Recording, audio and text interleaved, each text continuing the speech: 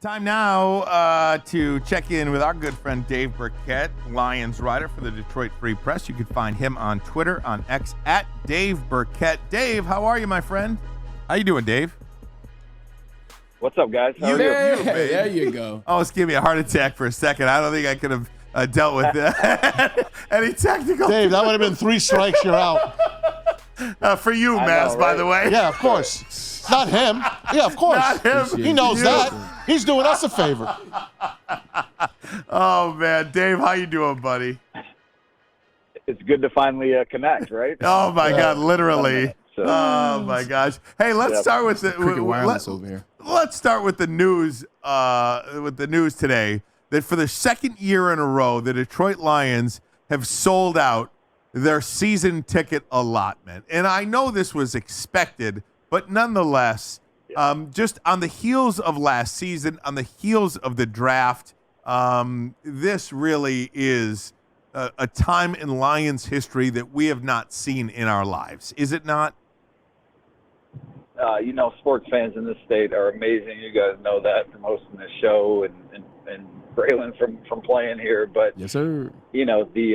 What the Lions are doing and have done, and the popularity around this team is pretty impressive. And Rod Wood said back in March, that it was their wait list was approaching 20,000 people, 20,000 tickets. And so you're right. This was no surprise that it happened, but it still speaks to the popularity of this football team, and I think we're going to be in for another fun ride this fall.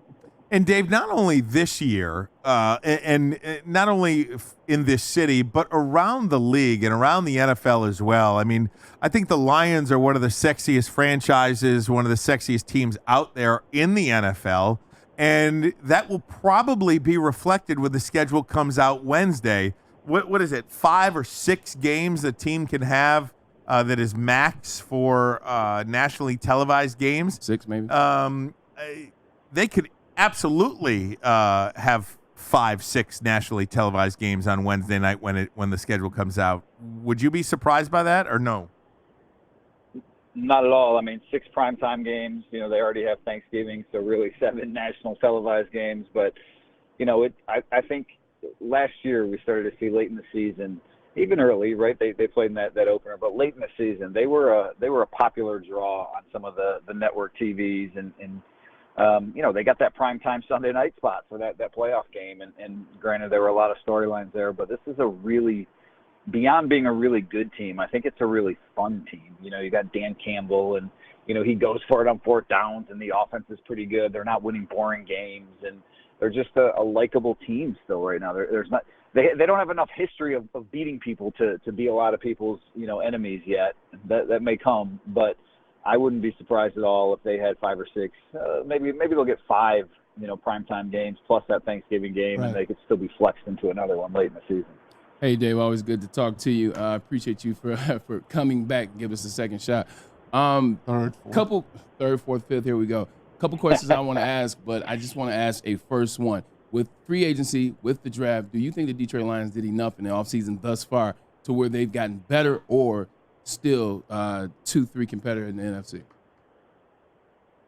No, I mean, they still have, holes or blind spots. I wrote about this a couple weeks ago. Just maybe you want a little bit more at wide receiver, and maybe, you'd still like another, 10-sack guy coming off the edge to pair with Hutchinson, somebody capable of that. So, there's some age on the offensive line. There's some things that could come back to bite them. But I think when you look at the Lions roster compared to, the rosters of the other NFC, playoff contenders, really the other Super Bowl contenders across the league, I think they stack up as well, if not better than most of those teams. And every move they made, I think they upgraded. DJ Reader, he's a better defensive lineman than Benito Jones. The cornerbacks that they added, Carlton Davis and Amik Robertson, that's a pretty nice little duo to add before you get to the draft and what they did there. So, Zeitler, that's at least a wash on the offensive line. So I don't think there are any weak spots right now. They've got a really good roster. I do think there are some maybe depth concerns, age and injury concerns at some places that they're going to have to monitor. But I like their chances of getting back to the NFC title game. I agree with you as well. I just wanted to hear from the man himself and Dave Birkett. You mentioned a player in Aiden Hutchinson. I just saw him at the Chad Tuff Gala on Saturday. I got a chance to talk to him briefly. He's a guy that's going into year 3. He's a guy that a lot of people love. We want him to take that next step. Defensive Player of the Year has kind of been mentioned behind his name in the future. What do you need to see out of Aiden Hutchinson this year to become in the same ranks as a TJ Watt, as a Myles Garrett, as a insert superstar defensive end here?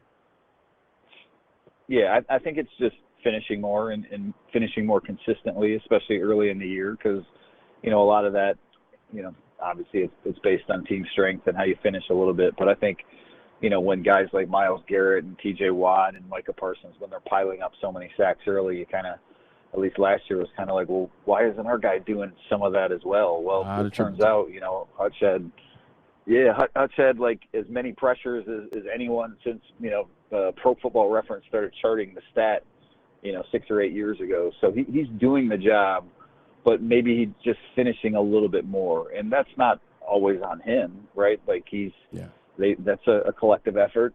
Better secondary should help, and maybe some of the other partners he has up front in the pass rush now. But, yeah, I do just think, a few more counting numbers early in the season vaults him into that talk. Hey, Dave, last week our own Ryan Ermanni put out, and he's the first one, I'm telling you, he put out a mock schedule release. And before you know it, here comes Peter Schrager with his own little mock schedule release. And then, of course, we all go around the room and we all pick a game. Personally, we're very bored around here. We're Dave. doing our best here. I went right to Thanksgiving, and I know it's on AFC schedule this year, but I don't think that matters anymore. So I said I think the Bears will be the Thanksgiving Day game. Now the opener, I think they'll open on Sunday night or Monday Night Football. I just want to get your take on. Let's have the Dave Birkett mock schedule here. Let's go for the big ones here, Dave. I do a lot of mock drafts. I know. Yeah, I don't do many mock schedules. No, this is new. I do the mock drafts. Yeah. Look, I think historically at least the NFL has saved some of those really good, interconference games to late in the season. So I think you're probably looking at Lions 49ers like a December matchup. That could be an NFC Championship game preview. So, certainly they're going to start off with someone probably good. Maybe it is a Dallas. Maybe it's, maybe it's going to be a competitive game. And Maz, it wouldn't surprise me at all if they're in one of those. Maybe it's a Sunday night. Maybe it's like the 425 spot on Matthew Sunday. Stafford, buddy. Like, Matthew Stafford.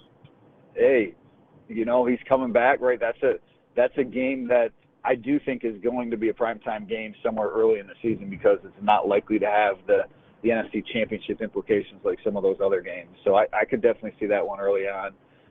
They're closing with a division opponent, and I would just guess that's Green Bay because that's the most likely scenario where that determines the championship. The NFC North Championship, that is. So last game. As for Thanksgiving, that's Houston's coming to town. Is that right? Yeah. Or the Lions going to Houston? I forget. Lions go to Houston. Lions go to Houston. Okay. Remember, they torched us here. Houston was the reason that we got Dan Campbell and Brad Holmes. True. Thanksgiving. Okay. I remember the flag game. Jim Schwartz throwing the penalty flag. Oh, yeah. Thanksgiving game. I was thinking if Beautiful. that was here, maybe that would be the rematch of that. But no, look, ultimately, like I said, I think you are going to get 5 or 6 primetime games, and it's going to be all the big dogs that you think, right? Buffalo and Dallas and San Francisco and LA and all those really competitive games and teams because they have a first place schedule. You're going to see a lot of those games in those primetime, slots. Come on, Dave. You got to put this out for tomorrow's paper. You got to do one for us, please. Oh, man. I'm written for tomorrow already. All right, come on. Wednesday morning, then. Come on, let's go. Hey, Dave. Let me ask you about Jared Goff. Obviously, in the week leading up to the draft, and the days leading up to the draft, the renewals for St. Brown and Panay. Brad Holmes was on with I think the morning show with 97.1 last week that says Jared Goff has earned an extension. I guess is there a timetable where you start thinking like, hey, why isn't this done yet? I mean, is that August 1st? Is that You get what I'm asking? Yeah, This is yeah. No, look, I think we talked a couple months ago, and no reason to worry, right? This thing is going to get done. If it's not done by, let's say, start of the season, I think then maybe you can start to say, okay, what's the holdup? But the reality with the quarterback landscape, right? Jared's going to get paid at some point. He wants to be here. The Lions want to get that done. I don't think there's much doubt about that. But Dak Prescott needs a new deal. Trevor Lawrence, Tua Tagovailoa. There's a whole lot of quarterbacks that are maybe in that realm. And I don't know this, but get it done fast. I don't know who wants to go first out of that group, right? Like if you go first, do you come in too low? So maybe there's a little bit of a weight on the player's side, like, well, there's no reason to do it now. We can wait till July, and everybody's going to get it done before the start of training camp or the start of the season. So I don't know that there's a huge rush to do it now. I would say if it's not done by the start of the season, then you can start to look and say, okay, when and is this thing going to get done, or is this going to be a case where the Lions might have to go the Kirk Cousins route if they want to keep him. Hey, Dave, how was the minicamp this past weekend? I mean, who showed up? Who showed out? Anybody catch your eye a little bit today? I know we saw some tape on our number one pick, and what'd you take from this weekend? Yeah, I can't even lie. It's not. I mean, there's no one in pads. This is, they do maybe a dozen team reps, so it's not really. There's a 7-on-7 period, but I don't think there's much to gain from this. And in fact, when Ray Agnew was talking to us beforehand, and I asked him about Batu Betts, the CFL, sack leader that they signed, and he said, "Yeah, you're not going to know until the pads come on." And I think that's probably the case with rookies. Terrion Arnold did have an interception on Saturday. We weren't out there Saturday, but that the Lions put the video up on. But He was going against two tryout quarterbacks, neither one of whom the Lions signed. So I don't know that you can read that much into it. Sione Vaki, I will say they did a special teams drill Friday, and he was the first guy that popped out to me off that, and that falls in line with the scouting report that he's going to be a big contributor there. So just watching him operate in space in that drill, I thought, okay, I see what they see in him in terms of being a contributor in the kick game. Hey, we all chipped in the other day. We asked the question, what rookie that they drafted or bringing in undrafted will be the biggest difference maker this year? If you had to pick one right now, who are you looking at? I think it's got to be Arnold. I mean, he's the one that's going to play the most. I mean, look, the two cornerbacks that they drafted, both those guys I think will be contributors for them this fall, and I like what they did at that position. I like both those players. I think everyone thought they were both fits.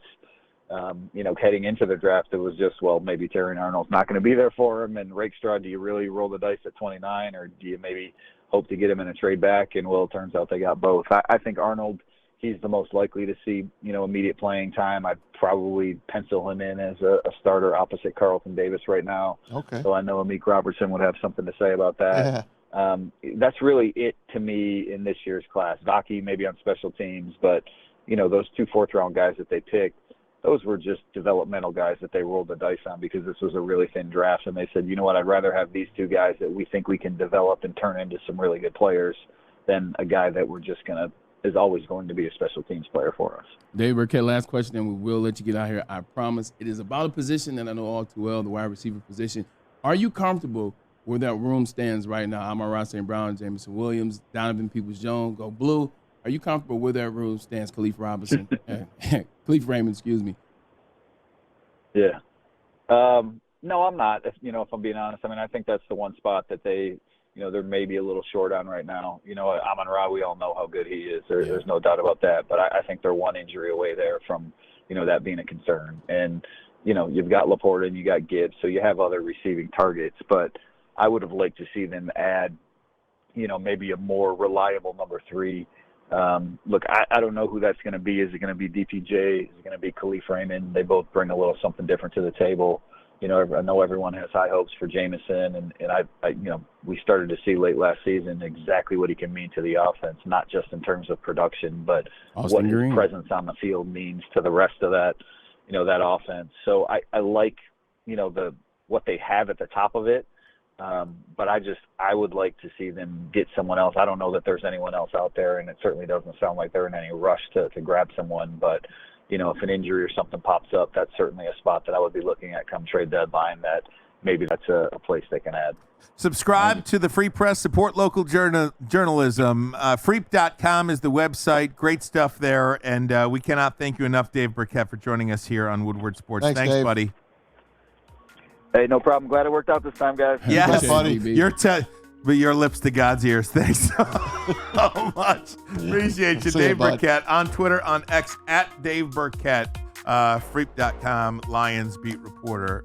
Absolutely the best. I say he comes out with a mock schedule before Wednesday night. Well, I don't know, man. I think it's you do that last week.